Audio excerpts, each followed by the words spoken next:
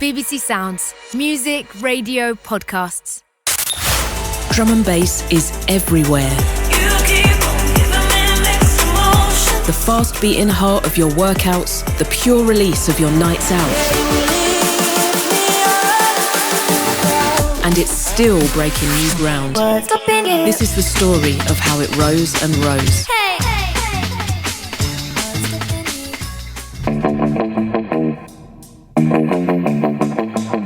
I'm DJ Flight, and you're listening to Turn It Up, a short history of drum and bass, episode 8, Stay in Power.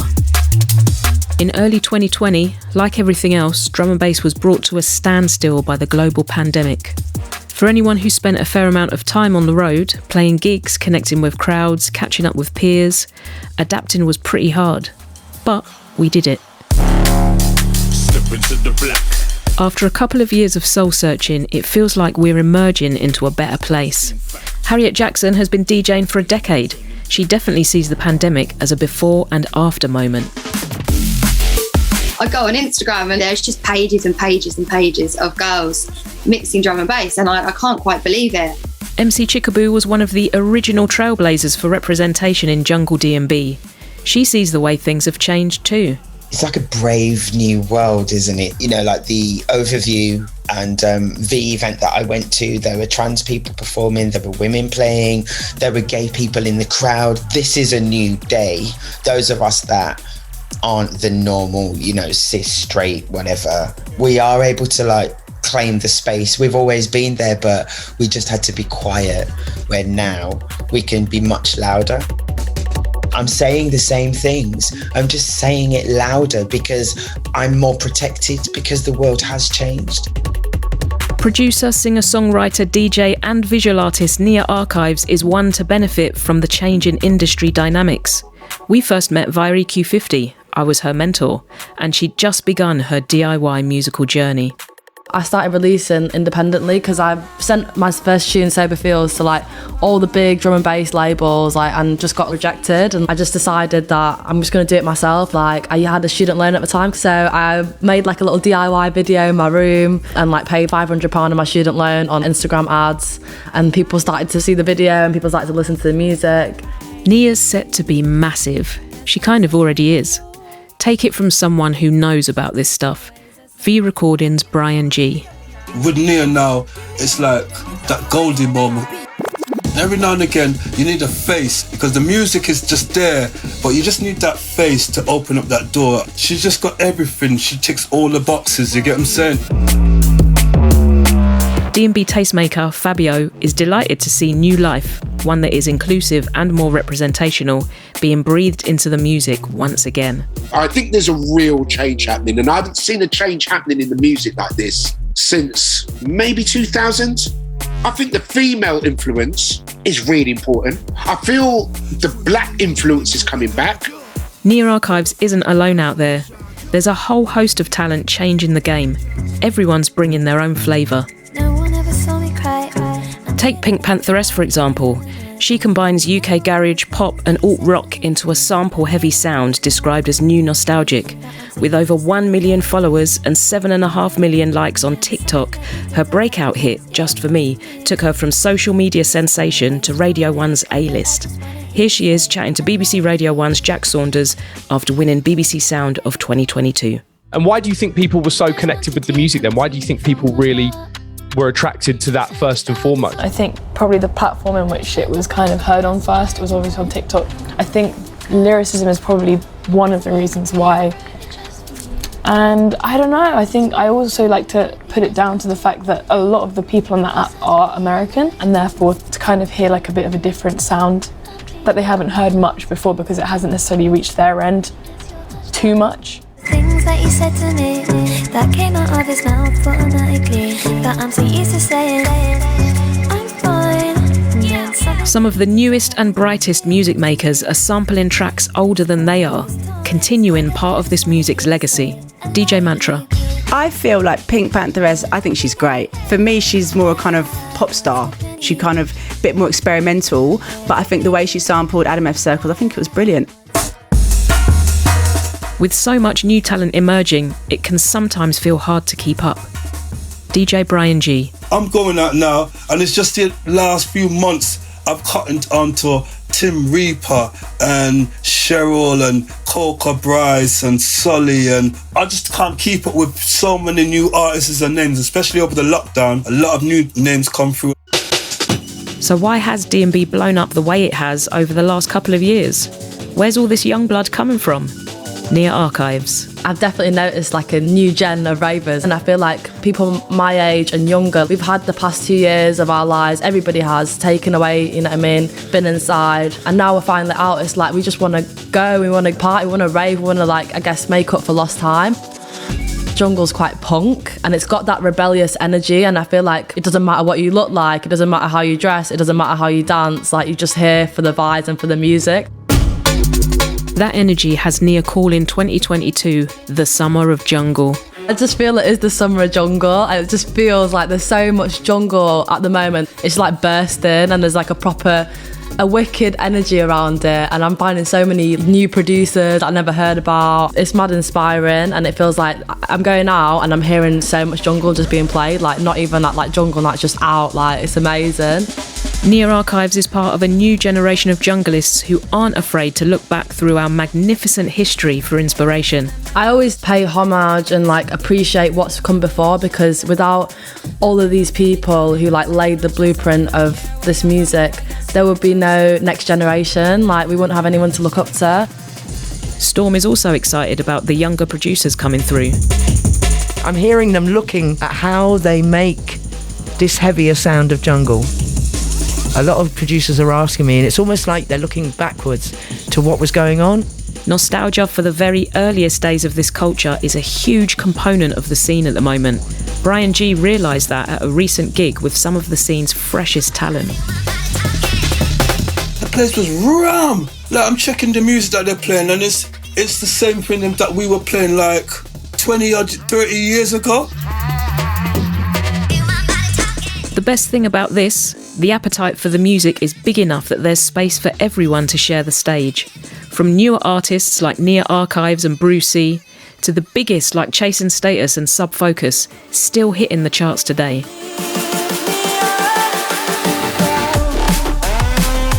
We're all of the same mindset, and we're all still in it for the same reasons, because this music is absolutely in our blood.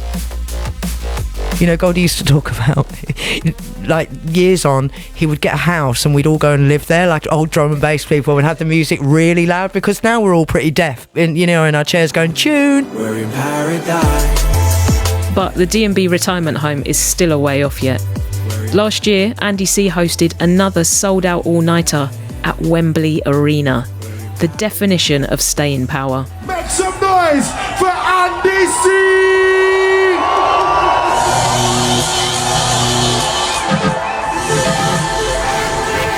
Hear the sound of my heart beating down to the floor. Harriet Jackson. When Andy did his show at Wembley, drum and bass sold out Wembley Arena. That's like quite a statement. Brian G played as well. That was a great moment, man. The call just came from nowhere. I was shocked. I almost fell down. Wembley, couldn't believe it, man. I was like, wicked. I was like, that place is so big. What's the sound gonna sound like? Oh my God, the rig in there was just sick. I went in. I know I'm supporting, but I can't just warm up for Andy C. I gotta go in. 'Cause you pick me up. A sold-out Wembley Arena, a crowd of more than 10,000 swallowed up in drum and bass. Hybrid Minds recently achieved the same feat. They're to headline the historic venue in October 2022. Moments of triumph trigger thoughts of the people who aren't around to see them. Each passing affects everyone. We rave as one, we grieve as one. Take me high above the world. Most recently, the scene came to a halt in complete shock and grief for pioneering titan of the mic, MC Skibbity. The loss is incalculable. Rest in power, Skibbs. Long live SAS. It's not just the physical loss. Knowing we'll never hear or play new music from them cuts deeply. Diane Charlemagne, Marcus Intellects, Spirit, 3 artists who brought so much joy to my life. Storm feels the loss too, not only for her DJ partner, Chemistry, but but good friend spirit. I'm sure you felt it too, Flight, as a DJ, that there's a big chunk of my set gone to a certain extent. You know, I mean, I miss them. All of the people we've known, loved, lost. All the triumphs, all the defeats, the whole 30-year history of it. It's impossible not to think about how far we've come. MC Chickaboo. Now I'm seeing, you know, millionaires and people that have made a lot of money and brought through other people and built studios and have been involved in other genres of music and had hit singles and projects, and like we genuinely didn't know what the hell was going on. It was just like, let's just play some music and like just try and have a dance, forget about the worries of the world. I never dreamt of going for 30 years. I had no comprehension that it would have survived. MC Navigator. I thought that would never be possible. How the hell are we ever going to get on top of the pops? How are we ever going to be on headlining Glastonbury? Because at that stage, a black man, you couldn't even get a flipping room to rent, let alone rent a club to put on an event. With D&B's presence bigger than ever, we're seeing its re-emergence in global territories such as North America, places that had long played host to UK artists. Fabio noticed the difference between his pre-COVID visits and big tours the likes of LTJ Bookham are doing now. Rolling Stone magazine did a whole thing about drum and bass and the Renaissance, and this is the next big wave in America. I remember going out to gigs out there 5 years ago, Fly, and playing to, the biggest crowd I played to was like 200 people. Bookham just done 30 dates. He done, and he said to me, he's going back next week to do the ones that he couldn't fit in. That says to you everything that you need to know about this music. First wave D&B MC and artist DRS ruminates on the energy exchanged at his gigs, with crowds singing along to every word of his music. How we gonna live our days with all this pressure on us? Death before dishonor, pressing your we're gonna most. It was just that outlook the other weekend, like literally the whole crowd. It was like when you see like Robbie Williams or whatever, it's just like, you can't put that into words. It's just, that's the awards, innit? That's your Grammys. That's your mansions, that's your... If you take the objects out of there, that's the gold, innit? That's why everyone does it. When you've spent decades fighting for the legitimacy of your culture, sometimes it's difficult to know when the fight is over. But I think we can safely say this battle has been won. Brian G. It's so big now, for some people, they didn't even know it's drum and bass. It's just music now, you get what I'm saying? I was in House of Frasers the other day. I'm going up to the men's department and I'm hearing Near Archives, you get what I'm saying? So this is where drum and bass is at right now. Show me. Near Archives. It's a UK sound, like you can't emulate that. It's definitely a UK sound, and yeah, I'm excited to be a part of it, to be honest. It gasses me. I listen to this music and it just gives me this feeling that it's so hard to describe in words. My soul just needs it. It's just like, I love everything about it. This culture was built on intergenerational exchange, wisdom passed down from one junglist generation to the next. Long may that continue. Near Archives. One of my goals for the future is to like help the next generation of, specifically for me, I'm a young black woman, so for young black women to see themselves and have representation in music, but also in more like the techie stuff, like in producing and the stuff behind the scenes that is like typically seen as more for like guys, you know what I mean? But really and truly, you're just pressing buttons. So I want to show other young women that you can produce as well, and it shouldn't be a big deal like, oh my gosh, you're producing, like it's actually pretty normal, you know? We at EQ50 are excited for the next phase of our work, Mentorship Year 2, and the push for equality continues through LGBTQIA events like Queer Rave and Unorthodox, Dynamics, an online database supporting women and non-binary artists in dubstep and D&B, the Black Junglist Alliance, and most recently, the Jaguar Foundation, set up by BBC Radio 1 presenter Jaguar. It's committed to equalising music and recently released a report on the state of gender equality in UK dance music. Big up. There is still so much to be proud of in jungle D&B history. It continues to bring people together in the most incredible way. Harriet Jackson. For me, drum and bass has always felt like home, the close-knit atmosphere, the community vibe. Everyone just has so much passion and it's raw, you know. MC Navigator. You don't understand what jungle means to me. It literally saved my life. It literally took me from the ghetto and gave me a career. So jungle ain't just a genre of music to me. It's a lifestyle. It's something that gave me identity, and it gave me a platform to be able to do what I do as an MC and shine in my own right. DJ Fresh. Drum and bass is one of the most amazing things because it is community driven still, and it allows people freedom. You know, it's an amazing thing. And it's UK, baby. Originally UK. It's global now, but it started in the UK. No one can take that away from us. Seriously though, it is something to be really proud of. Properly British music, full of all the energy and spirit of multiculturalism, full of love for life and people and progress, full of momentum, always pushing forwards. We gave this music to the world, and that's no small thing.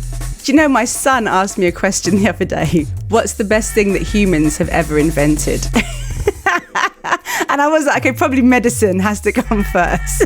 But you wanted to say jungle. But I wanted to say jungle. Dillinger, obviously.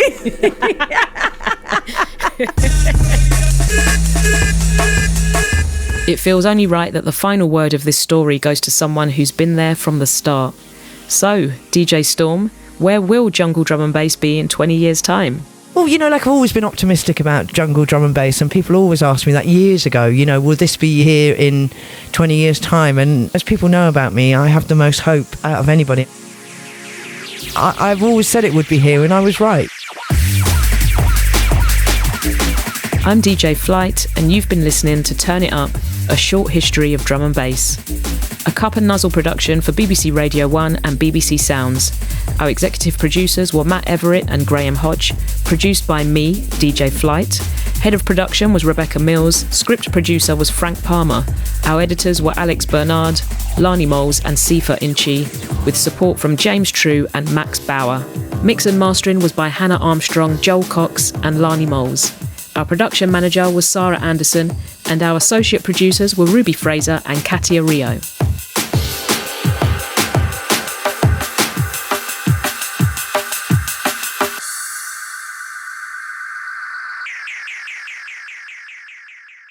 If you like this podcast, then why not check out Radio 1's Drum and Bass Show? If you're looking for the hottest D&B, fire mixes, and the biggest guests in the world, then we're the one for you. Obviously, I'm a bit biased. Listen now. Just search Drum and Bass in BBC Sounds. What can I say about Scottish festivals? Class people, rain ponchos, and banging music. Tonight I'm playing another Tea in the Park show. The rise and fall of Tea in the Park, told by the people who were there. To us, it was just so exciting. All these amazing female musicians on stage, and I was like, wow, could that be me one day? From humble beginnings, I went up to look at the setup, and there was no monitors there, to legendary status. Come on, Glasgow! I want to see what you're made of. Untold stories from artists, organisers, and its yearly devotees. So I think it's one of the best festivals in terms of atmosphere in the world. The rise and fall of Tea in the Park, only on BBC Sounds.